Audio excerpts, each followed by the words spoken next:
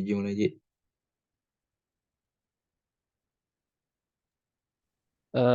Assalamualaikum warahmatullahi wabarakatuh. Perkenalkan, nama saya Muhammad Jalal Bahri. Di sini ada kelompok saya. Yang pertama ada Keanu, yang kedua ada Monik, lalu ada Zahra, ada Ilon, ada Javiera, dan ada Najla.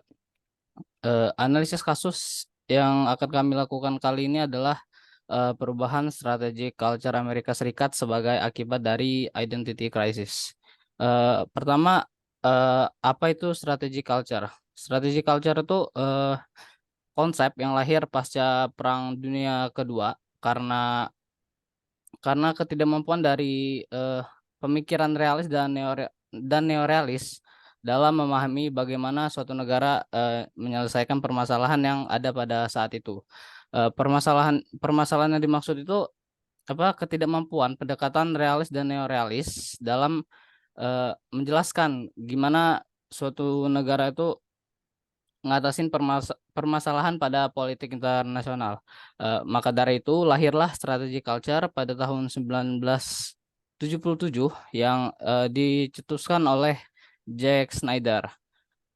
Kalau menurut Colin Gray sendiri, dia ngedefinisiin strategi culture itu sebagai ide, sikap, tradisi, kebiasaan, pikiran, dan metode yang digunakan oleh komunitas keamanan tertentu. Lalu mengapa strategi culture penting bagi kebijakan luar negeri? Strategi culture penting bagi kebijakan luar negeri yang pertama karena dapat mempengaruhi bagaimana suatu negara itu bertindak ke depannya. Kayak bisa mempengaruhi prioritas dan tujuan suatu negara gitu. Jadi strategi culture bisa ngebantu suatu negara buat nentuin prioritas sama tujuan negara itu pada kebijakan luar negeri ke depannya itu kayak mana gitu. Eh, Misal suatu negara itu punya budaya yang nasionalis, maka dalam strategi luar negerinya mereka cenderung lebih mengutamain kedaulatan sama keamanan nasional. Kalau suatu negara budayanya lebih ke liberal, maka maka kebijakan luar negerinya bakal cenderung ke kerjasama internasional. Selanjutnya ada hubungan identity crisis sama strategic culture. Identity crisis itu fenomena yang ada ketika suatu negara itu ngalamin keraguan keraguan dalam identitas nasionalnya. Biasanya itu terjadi gara-gara perubahan politik, sosial, atau ekonomi. Dampaknya biasanya suatu negara itu bakal terpengaruh gimana cara negara-negara lain itu mandang diri dia dan dunia sekitarnya. Terus eh, apa itu strategi culture kayak yang udah dibilangin tadi ya, konsep alternatif karena ketidakmampuan realis sama neorealis. Terus apa hubungan antar keduanya? Jadi pas suatu negara ngalamin krisis identitas, maka hal itu bisa mempengaruhi gimana budaya strategis mereka. Jika suatu negara ngalamin krisis identitas, maka mereka bakal ngelakuin apapun gitu buat buat mereka tuh bisa nemuin nemuin peran mereka sama tujuan mereka tuh di kebijakan luar negeri itu kayak mana. Nantinya nantinya hal tersebut bisa menghasilkan perubahan budaya strategis. Apabila budaya strategis mereka kuat, maka hal ini dapat mempengaruhi identitas nasional mereka. Negara yang memiliki strategis yang nasionalis akan cenderung mengalami krisis identitas jika nilai-nilai dan preferensi strategis mereka tidak lagi sesuai dengan realitas global yang berubah. Eh, Selanjutnya saya serahkan pada Keanu. Sesuai dengan judul yang kami analisis ya ini perubahan strategi culture Amerika Serikat sebagai akibat dari identity crisis. Maka ini saya akan membahas identity crisis dalam konteks Amerika Serikat, yang dimana identitas nasional Amerika Serikat ini sering kali dikaitkan dengan nilai-nilai seperti kebebasan, demokrasi, dan kemakmuran. Krisis identitas krisis identitas sendiri mengacu pada situasi di mana individu atau kelompok kehilangan identitasnya atau merasa bingung dengan identitasnya. Dalam konteks identitas nasional Amerika, krisis identitas terutama dipicu oleh perubahan demografi seperti peningkatan imigrasi dan perubahan ras dan etnis di Amerika Serikat. Lalu ada perubahan politik yang signifikan seperti polarisasi politik yang besar antara Partai Republik dan Demokrat, serta semakin mendalamnya perbedaan pendapat mengenai isu-isu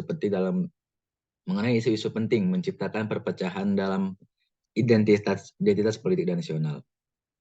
Lalu peristiwa besar terkait rasisme juga mempengaruhi identity crisis, seperti protes Black Lives Matter dan kekerasan rasial membuka perbincangan tentang ketidaksetaraan rasial identitas nasional.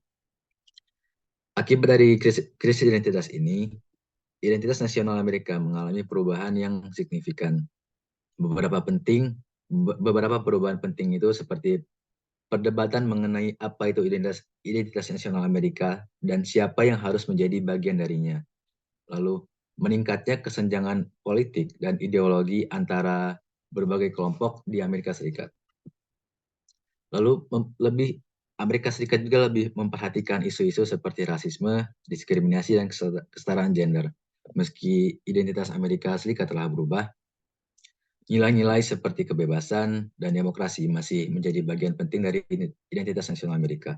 Namun, identitas nasional Amerika kini juga lebih luas dan mempertimbangkan isu-isu yang mungkin sebelumnya diabaikan. Kemudian perubahan dalam strategi culture Amerika Serikat pada masa kolonial Amerika Serikat mengadopsi kebijakan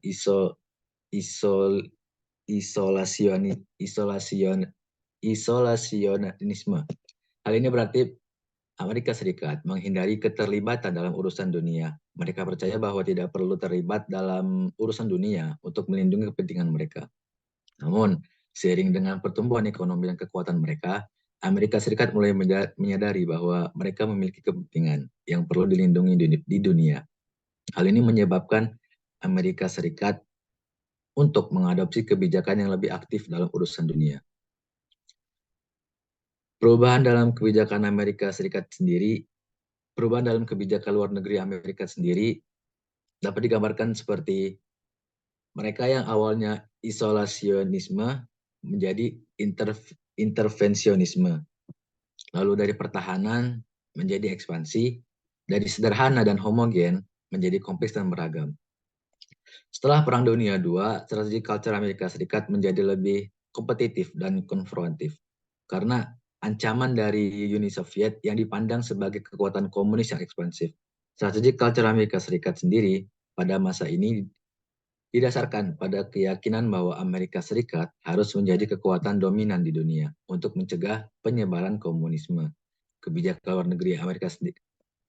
luar negeri Amerika pada masa ini menekankan pada perluasan aliansi militer dan pengembangan persenjataan nuklir. Lalu dengan runtuhnya Uni Soviet pada tahun 1991, strategi culture Amerika Serikat mengalami perubahan lagi. Amerika Serikat tidak lagi menghadapi isu atau ancaman langsung dari kekuatan besar, dan strateginya menjadi lebih fokus pada isu-isu non-tradisional seperti terorisme dan keamanan siber. Dalam beberapa tahun terakhir, strategi culture Amerika Serikat telah menjadi lebih kompleks dan beragam. Amerika Serikat menghadapi berbagai tantangan, termasuk kebangkitan Tiongkok, perubahan iklim, dan meningkatnya ketidakstabilan di seluruh dunia. Strategi culture Amerika Serikat saat ini didasarkan pada keyakinan bahwa Amerika Serikat harus menjadi kekuatan yang memimpin dan menghadapi tantangan-tantangan ini. Mungkin itu saja yang bisa saya sampaikan. Saya akan kembalikan lagi kepada Zia. Mungkin itu saja analisis perubahan strategi culture Amerika sebagai akibat dari identity crisis yang kami presentasikan. Sekian dari kelompok kami. Assalamualaikum warahmatullahi wabarakatuh.